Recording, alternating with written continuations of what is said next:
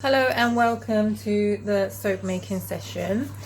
What I've done here, I've got my own recipe, and today I'll be making geranium of two sorts, Cinderella and just the generic geranium we know. Essential oils added. I have measured up my coconut oil and shea butter, and my fatty acids, hard oils, soft oils. Everything is all measured. So here will be the water, and we need to mix the lye into the water, and the caustic soda and the water, which will become the lye mixture in the soap. Now, one thing to mention is this is very harsh, hence the gloves when you're stirring, in case it splashes, because it can cause irritation. Also, it's very important to have windows, doors, or if possible do this part of the recipe outside, because the chemical releases is very high and can be toxic if not very well ventilated. So I've opened all my windows and doors, but I can't go outside, it's too cold. So what you must always never do is put the water into the caustic soda, because that will just splash everywhere. So you need to gently put the caustic soda into the water and just stir it gently until it starts to dissolve.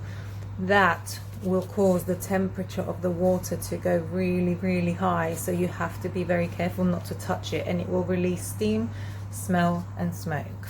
Here goes. I think it's important to always have utensils that you're not going to use for anything else other than soap making, just to stop any cross contaminations and things like that. You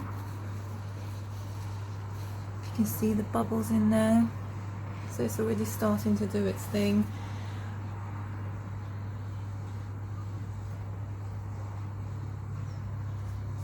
You see the smoke coming out, so that's the smelly stuff, but like I said, it's a very well ventilated room at the moment, so it should be fine. And you just want to stir this until it dissolves all the crystals from the caustic soda.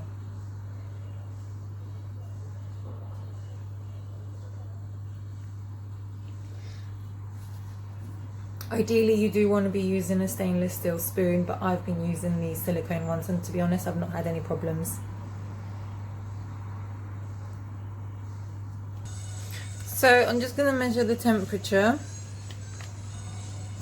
and that's gone up to 74.1. So you do definitely need to be very careful it doesn't splash on you, and again, wear gloves, wear masks to protect yourself. Now what we're going to do is, as you can see, that has sort of dissolved all the crystals, so I'm going to put that to one side to just cool down, and in the meantime I will be doing short bursts in the microwave to melt my hard oils ready to be blended in together. This needs to be the same temperature as all your oils, so once you've melted this, try not to get it too hot to boiling. I'd get it so the majority of it is melted, and then the rest of the bits, just if you stir it, it will just continue to with the melting process. So this is the coconut oil and the shea butter.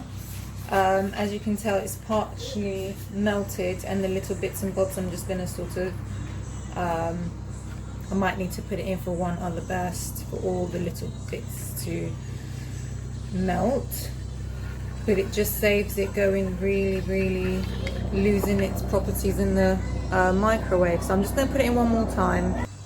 So I'm just going to keep stirring. What are you making? I'm making some soap, Oscar. I don't want to eat it. You definitely can't eat the soap, Oscar. I will taste it. No, you can't. Are you going to taste it?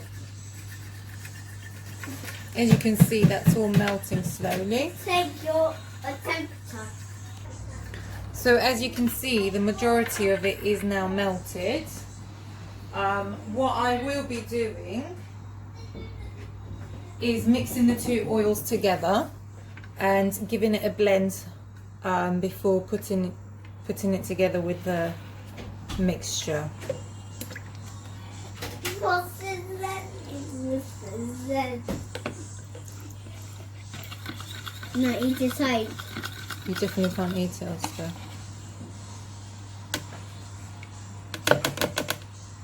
Are you going to eat it?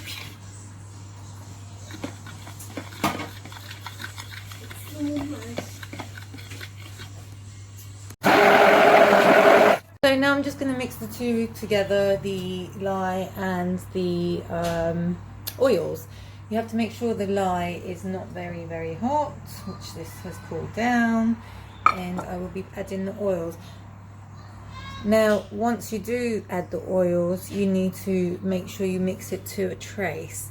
And I find it's quite pointless adding any botanicals or any sort of ingredients at this point, because it's not at a trace and essentially it will just be burning.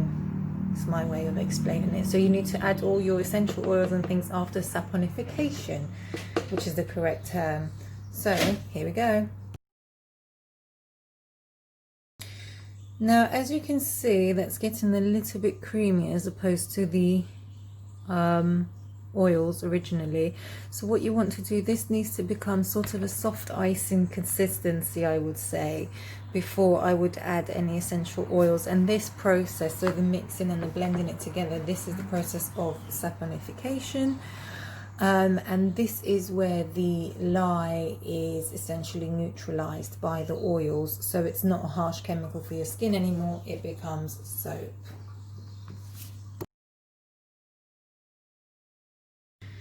So as you can see, the consistency is a bit more like a custard. Can you see that balloon pop?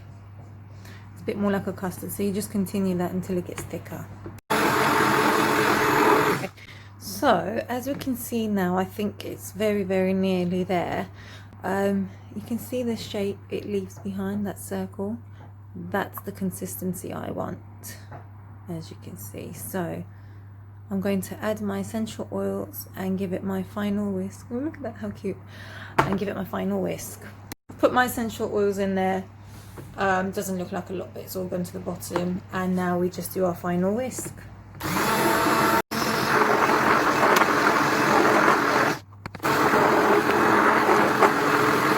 And now we are going to pour it into our molds. Let's just move that to one side. Now I do have two molds here. I've got the normal sort of bricky mold, and I've got this because that doesn't fit all in there, so I have some residue to put in here. In the meantime, this is going to be my equipment holder, just like that, so we can get all the last bits and pieces of that soap and not actually waste any. And then we're going to just simply pour it onto here.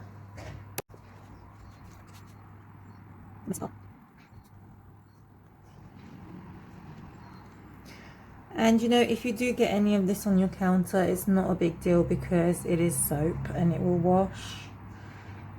It's just not hardened soap at the moment. I'm trying to see if I can squeeze it all in. Maybe not. Oh, maybe I can. Let's see.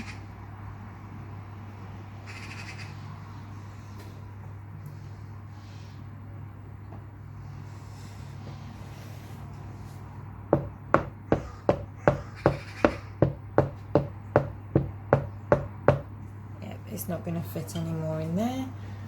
And the rest we can put on the molds here.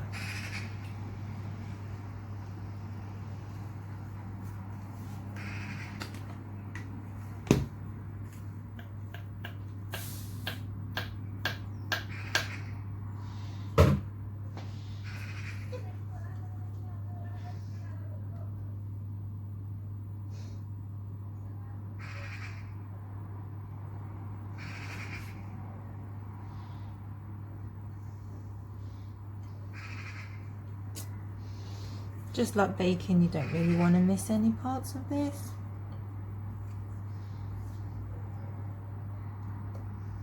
Now the next steps to this is to, well, my way of doing it is you want it to cool down very, very slowly, otherwise it will create some cracks in the soap. So I will put it in a box wrapped around with some tea towels to sort of keep that heat normalized until it cools down in its own time. Once it has cooled down, I would say overnight, it will also harden a little bit. And then it will just give you that ability to cut it into, you know, the sizes you want. At this stage, if you did want to put any sort of decorations on the top, you can do. That's fine too. Yeah, and then you have to wait. The curing process time is between 3 and 4 weeks, depending on the time of the year and where you are actually curing it. If it's winter time, it's going to be a bit more difficult curing it because obviously the moisture and the humidity. And also what I've done in here is I've used 10% less water to help speed up the curing process as well, which you can do. I just want to show you the peekaboo of my beautiful soap. So it's been in here with the tea towel over it, and it's actually quite warm in here. Yes, the actual soap itself, it's still very warm to touch here. So I'm gonna wrap it back up again, but just wanted to show you. So I put in some rose heads on there.